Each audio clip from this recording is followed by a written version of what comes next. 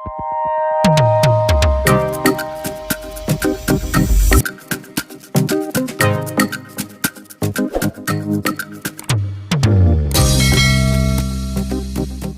teman-teman, bergabung kembali di channel saya. Tetap semangat dalam mengawal kasus Subang yang sudah akan menginjak tepat 10 bulan di tanggal 18 nanti. Dalam pengawalan kasus ini, saya mengawal kasus ini setelah 1 bulan tidak terungkap peristiwa ini.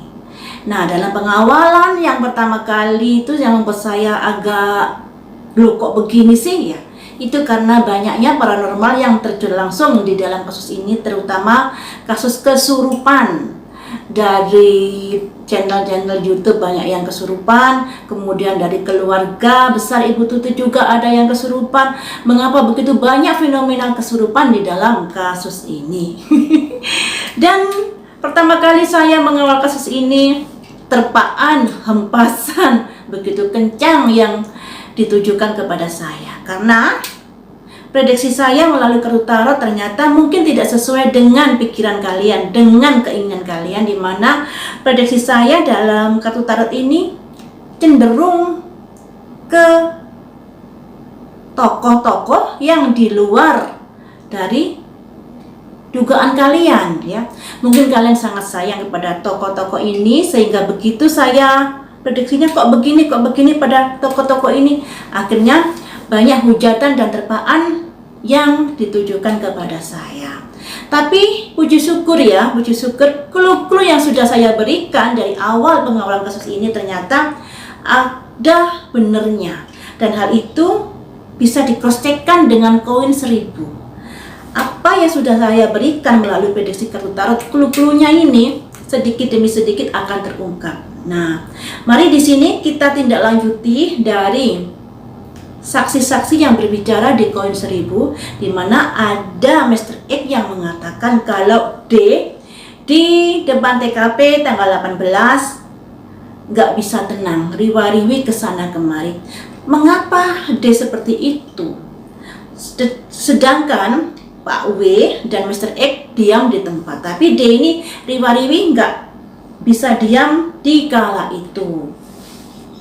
Mari kita ungkap di sini ya teman, mengapa D riwa-riwi. Tapi saya ingatkan sekali lagi, yang namanya prediksi bisa salah, bisa nyerempet sedikit, atau bisa salah total, atau bisa benar semuanya. Mari kita ungkap di sini, mengapa D di tanggal 18 siang di depan TKP yang ada kaitannya kasus memasuki TKP itu nggak bisa diam. Mengapa D di tanggal 18 nggak bisa diam? Apa yang ada di dalam pikiran D? Ada simbol deception, ada pembisik di sini. Ada yang memberitahukan, mungkin ada yang memerintahkan juga bisa seperti itu. Ada pembisik di sini. Mengapa D gak bisa diem kala itu? Karena ada pembisik. Pembisik ini bisa dari orang lain, juga bisa dari bisikan hati nuraninya, juga bisa loh ya. Mari kita ungkap di sini. Bisikan-bisikan itu untuk apa? Bisikan-bisikan itu untuk melakukan apakah? Ada simbol hidden motivasi, memiliki tujuan-tujuan tersembunyi. Mengapa D ini riwa-riwi, agak gelisah mungkin ya di kala itu. Mari kita gali lebih jauh ya guys. Ada hidden motivasi, ada tujuan-tujuan tersembunyi. Tujuan-tujuan yang tersembunyi itu yang seperti apa? Tujuan-tujuan tersembunyi itu yang seperti apakah? Ada pikiran gelap, dark thought. Pikiran-pikiran gelap. Tujuan-tujuan tersembunyi yang gelap. Yang memiliki tujuan-tujuan yang kurang bagus ya. Tujuan tersembunyi itu, pikiran-pikiran gelap itu untuk untuk melakukan sesuatu yang seperti apa? Ada simbol victim mentality karena sebuah tekanan batin. Mengapa D mengalami tekanan batin? Mengapa dia mengalami tekanan batin? Tanggal 18 itu mengapa dia mengalami tekanan batin? Karena apakah? Karena konflik ya. Karena ada sebuah masalah yang sedang dihadapi. Masalah ini berkaitan dengan apa? Mari kita kejar terus, kita gali terus teman-teman ya.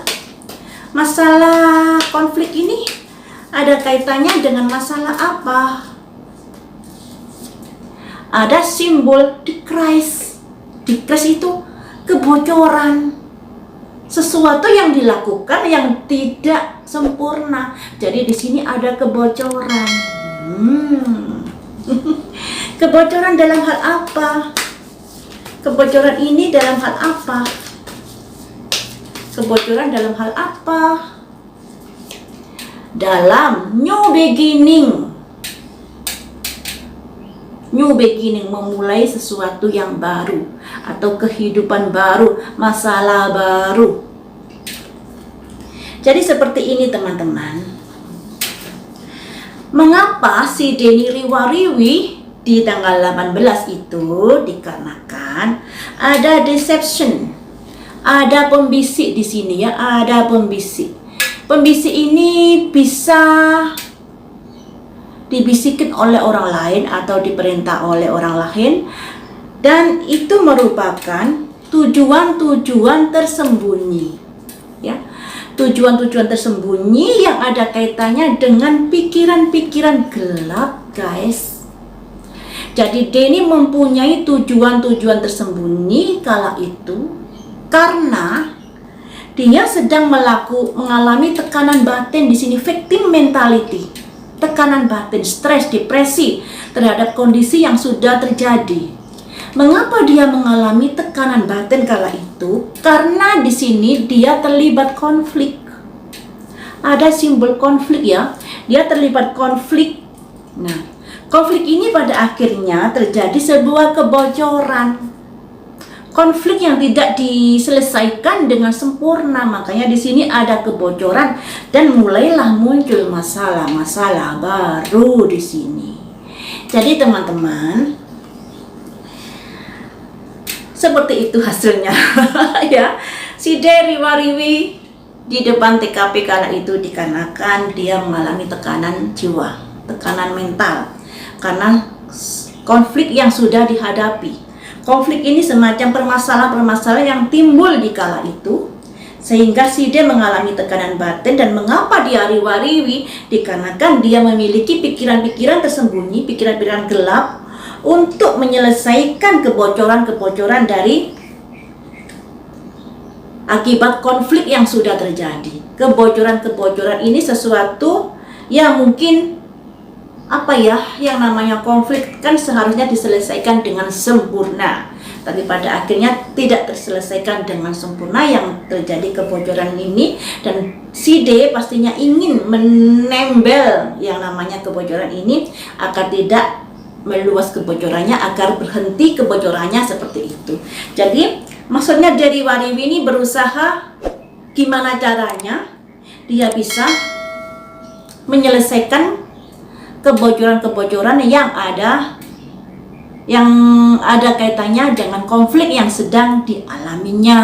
Seperti itu ya teman-teman. Kalian bisa mengartikan sendiri karena di sini ranah publik. Saya tidak bisa menjelaskan secara lugas di sini ya guys, karena ada undang-undang ITE. Yang intinya si D ini ada tekanan kejiwaan. Selanjutnya kita gali lebih jauh lagi tentang deception, pembisik. Siapakah yang membisiki D ini?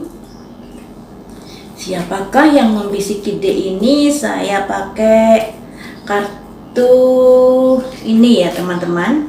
Kita cari tahu siapa yang membisiki D ini. Siapakah yang menjadi pembisik D ini? Siapakah yang menjadi pembisik D ini? Jatuh 1. Yang membisiki D ini adalah seseorang yang ingin menikung dari belakang, yaitu bisa diartikan seseorang yang di depan Ibu Tuti dan Amel seakan-akan baik, tapi di belakang dia menusuk dengan tajam yang ada kaitannya dengan peristiwa malam itu. Mari kita ungkap di sini. Siapakah pembisik itu? Siapakah pembisik itu? Ciri-cirinya seperti apakah? Ciri-ciri dari pembisik itu seperti apakah? Semoga ada petunjuk ya, ciri-ciri dari pembisik. Orang yang kecewa. Jadi pembisik itu adalah orang yang kecewa kepada Ibu Tuti dan Amel. Mengapa kecewa? Kecewa dalam hal apa? Mengapa kecewa? Kecewa dalam hal apa? Karena dia lelah. Dia merasa sudah berjuang, mungkin perjuangannya tidak ditanggapi, makanya dia lelah. Perjuangan apa yang sudah kamu lakukan? Perjuangan seperti apakah yang sudah kamu lakukan dalam hal pekerjaan? Jadi orang ini kecewa terhadap Ibu Tuti dan Amel. Dia merasa saya sudah bekerja keras, tapi kenyataannya yang saya dapat seperti ini. Makanya dia lelah di sini, dia capek di sini. Dan mengapa dia kecewa? Ini ada kaitannya dengan pekerjaan dan melihat kondisi yang ada. Jadi dia kecewa karena nggak ditanggapi dengan baik oleh Bu Tuti dan Amel. Makanya di sini ada kaitannya dengan pekerjaan peristiwa itu sebenarnya ya. Karena dulu juga pernah saya prediksi ada kaitannya dengan yayasan ya. Ada hubungan, ada kaitannya dengan asmara, motifnya juga ada kaitannya dengan harta. Harta ini meliputi yayasan, dan motif asmara ini ada kaitannya pelaku ini ada perasaan dengan Amel ya. Jadi motifnya memang motif harta, tapi pelakunya ini punya perasaan kepada Amel. Dan di sini mengapa dia kecewa? Kita lanjut lagi ya teman. Mengapa dia kecewa? Karena melihat kondisi-kondisi yang ada, kondisi-kondisi kepemimpinan Ibu Tuti dan Amel ya. Mungkin kurang apa ya? Kurang memberikan kewenangan kepada dia atau bagaimana? Mari kita ungkap di sini. Melihat kondisi-kondisi yang ada. Kondisi yang ada ini kondisi yang seperti apakah menurut pelaku di yayasan tersebut?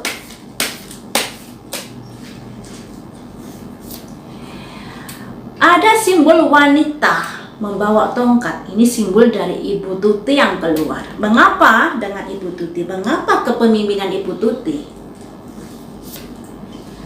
Ada kaitannya dengan uang ya. Jadi guys, pelaku ini ciri-cirinya orang yang kecewa dengan kepemimpinan Ibu Tuti yang ada kaitannya dengan koin, dengan uang. Apakah kamu, maksudnya pelaku, ciri pelaku ini tidak puas dengan apa yang sudah diberikan Ibu Tuti kepadamu? Ada pengorbanan-pengorbanan yang sudah dia lakukan. Jadi pelaku ini merasa, saya sudah berjuang dalam memajukan yayasan. Saya sudah berjuang pengorbanan-pengorbanan yang begitu besar untuk kemajuan yayasan. Menurut pemikiran pelaku seperti itu ya teman. Selanjutnya, apa yang sudah kamu perjuangkan? Dalam hal apa yang sudah kamu perjuangkan? Ada raja bawa pedang. Raja itu seorang pemimpin, pedang itu sebuah keputusan atau seorang pemimpin yang keputusannya itu harus dilaksanakan, sulit kompromi dan lain sebagainya seperti itu. Jadi teman-teman seperti ini ya. Ketika saya dalami masalah pembisik ini adalah orang-orang yang menusuk belakang, yaitu orang-orang yang ada kaitannya dengan peristiwa malam itu. Dan orang ini kecewa karena dia merasa sudah melakukan kerja keras untuk kemajuan yayasan, tapi pada akhirnya sama Ibu Tuti kayaknya kurang direspon dengan baik dan pada akhirnya dia kecewa. Dan peristiwa malam itu ada kaitannya dengan tongkat ini. Tongkat itu ibarat pekerjaan, dan di sini ada simbol seseorang yang mendengarkan suara burung. Suara burung ini diartikan kabar-kabar atau kondisi yang ada. Jadi peristiwa malam itu ada kaitannya dengan pekerjaan, karena kondisi pekerjaan, kondisi dari kepemimpinan Ibu Tuti, gambarnya ratu bawa tongkat ya, yang ada kaitannya dengan uang. Si pelaku ini sudah berpikir, dia sudah kerja keras, dia sudah melakukan pengorbanan di sini. Dan si pelaku ini adalah raja bawa pedang. Raja ini seorang pemimpin. Pedang itu ibarat pemikiran yang tajam, pemikiran yang nggak bisa diganggu gugat, pemikiran yang nggak mau diajak kompromi seperti itu. Ya teman-teman. Jadi clue-nya seperti ini teman-teman, masalah peristiwa ibu dan anak di Subang ini. Jadi sama seperti clue yang sudah saya berikan di beberapa bulan yang lalu, peristiwa ini ada kaitannya dengan harta. Harta ini bisa meliputi macam-macam ya, bisa meliputi uang, juga bisa meliputi kedudukan dan lain sebagainya. Dan pelakunya ini juga ada kaitannya dengan asmara yang dia rasakan kepada Amel. Nah, pelakunya yang saya lihat menurut penerawangan saya masih muda-muda teman-teman. Tapi pelaku ini kan banyak yang terlihat oleh mata batin saya saat itu adalah pelaku muda-muda. Dan kapan hari itu juga saya dapat penglihatan ada Pinocchio hidungnya panjang yang terlihat dua orang.